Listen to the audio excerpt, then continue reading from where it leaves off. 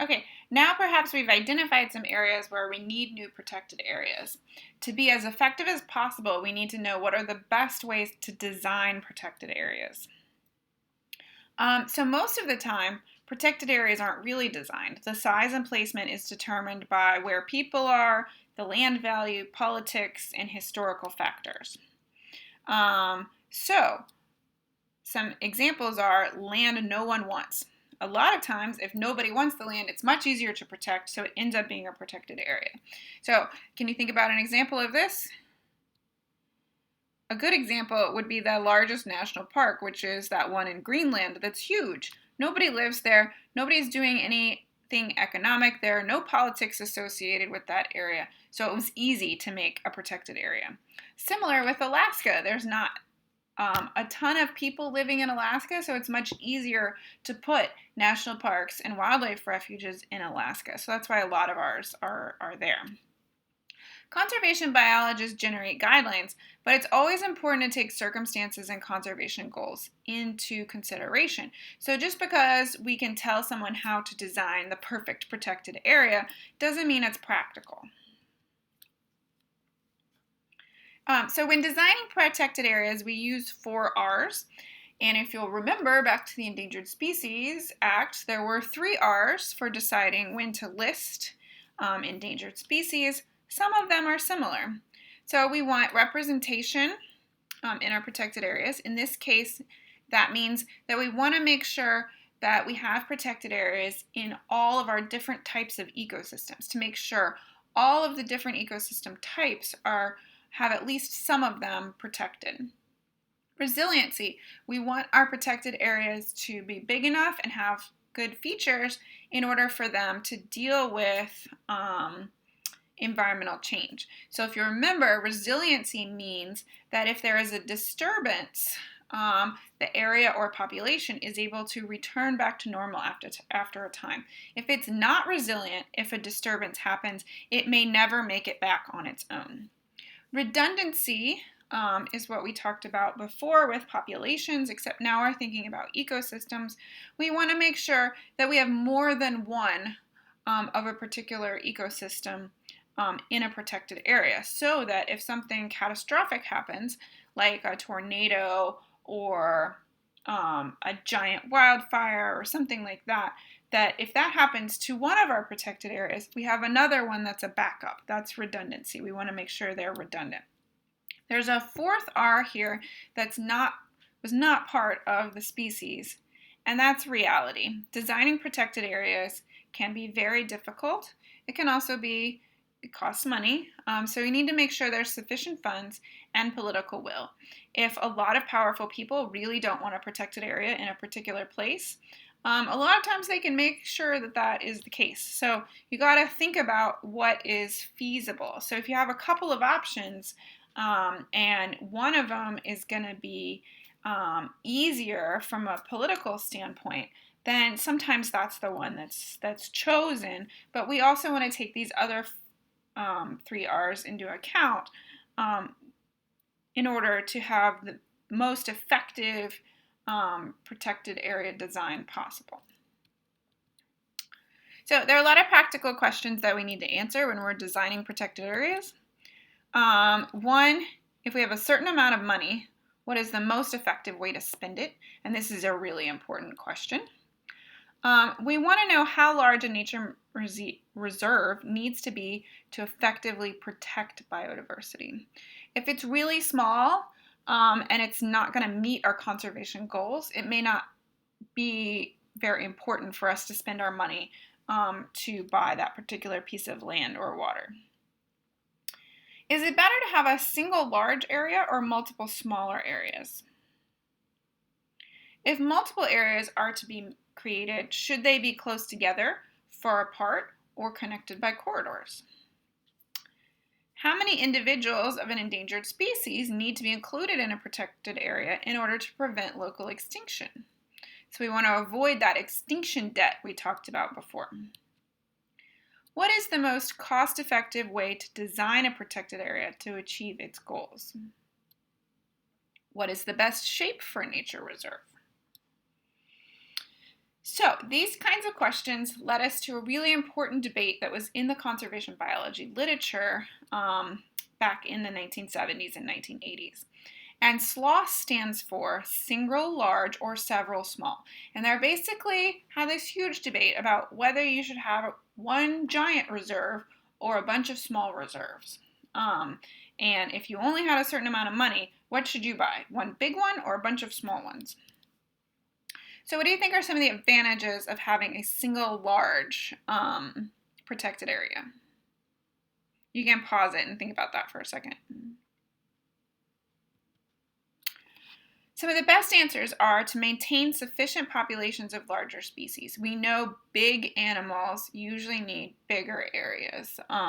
So if you think about the amount of space that some wolves might range across, they're going to need a bigger reserve than a population of ladybugs, right? So if we're trying to maintain sufficient populations of a large mammal, then we're probably going to need a larger area. Larger areas minimize edge effects. So we talked about that before when we talked about edge effects in the habitat degradation portion and habitat fragmentation. So there's more of that core area that's not going to be disturbed in a larger protected area. There's also more habitat for species. So if you remember back to the theory of island biogeography, larger islands have lower extinction rates. So perhaps if we protect a larger area, we'll be less likely to lose species. What might be some advantages of having several small reserves? And again, you can pause it and think about that for a second. Some good answers are that you might be able to preserve a greater range of habitats.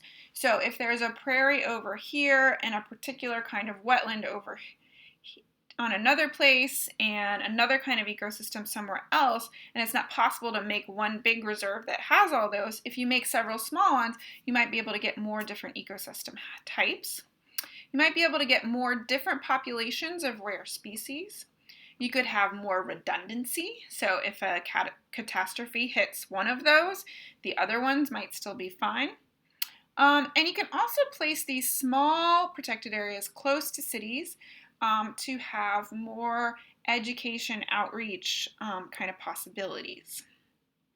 So it really depends on the conservation goal, right?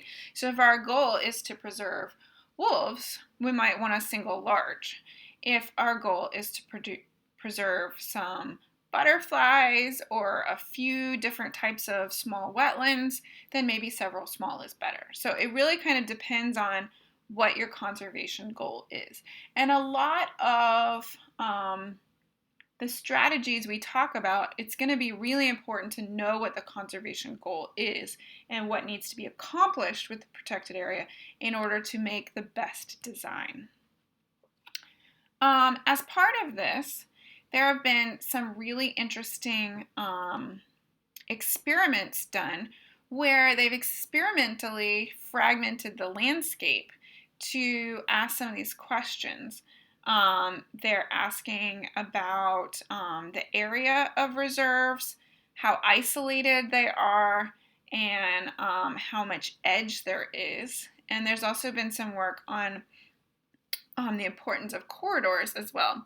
And so this one at the top in Brazil is actually talked about in the Sixth Extinction book.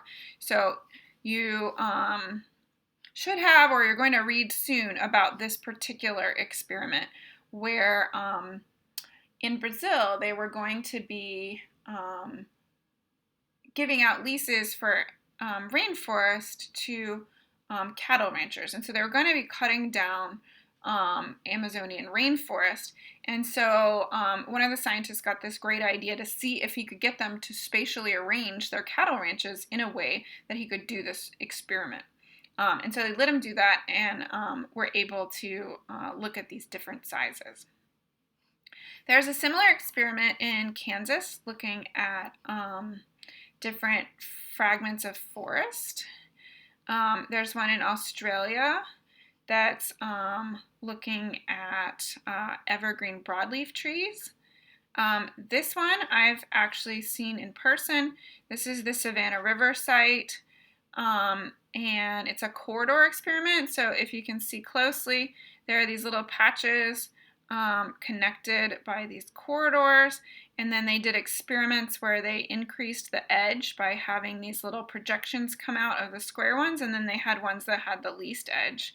And they cut these early successional kind of grassland areas out of pine forest in South Carolina. There are really small studies like this using moss. The Metatron is a really cool experiment where they can open up different gates to change the amount of connectivity between these different areas. And then the most recent one is in Borneo. And so they did a meta-analysis, and what a meta-analysis is they combine the results from a lot of different experiments. So all those experiments I just mentioned, they took all the results and combined them to see if overall how the effective area and isolation and edge affected biodiversity and other important things that they wanted to look at with ecosystem function. And so how this works is effect size, if it's 0 and these bars, which are confidence intervals, cross the 0 line, it means there was no effect of, in this case, reducing area. If it's totally above this line, it means that reducing the area increased this measure, and if it's below the line, it means it decreased that measure. And so you can see that reduced area reduced species persistence, it reduced species richness, community composition, it reduced the succession rate, trophic dynamics, and there was a change in microclimate. Increased isolation, so having protected areas farther away from each other. This increased isolation decreased the amount of movement between the fragments, decreased the abundance of different species, lowered species persistence, lowered species richness. It looks like it changed community composition, lowered nutrient retention, lowered pollination, and changed microclimate. Increasing the edge, so this is the same amount of area, they made it so the same amount of area had more edge. So this is their kind of example here. So we see here that increasing edge did not affect community composition or nutrient retention. It lowered productivity a little bit. It changed trophic dynamics, but didn't change microclimate. So the edge didn't have as much of a difference, but there were fewer studies looking at differences in edge. There were a lot more studies looking at area. So this is a summary, and this is in your textbook, looking at different reserve designs and which ones are worse or better. So here we have ecosystem partially protected, ecosystem completely protected. So we want to make sure the whole ecosystem is protected, especially when we're talking about aquatic watersheds and things like that. What if pollution happened up here? It could get into the stream and affect the inside of this protected area. Whoa, I went backwards, sorry. Whereas in this case, with the whole stream protected, then all the water flowing into this protected area is gonna stay clean. It's better to have a larger reserve in general than a smaller reserve. It's better to have an unfragmented reserve. So if you can avoid having a giant barrier like a highway going through the middle of it, then that's going to be better. In general, having more reserves is better than fewer reserves. Connected reserves tend to be better than isolated reserves. It allows for more metapopulation dynamics, which we've talked before. And the same idea here, stepping stones also facilitate movement. So they're like a corridor, but not a continuous area. They're a small area that an animal can get to here, and then later on make the jump to the larger area.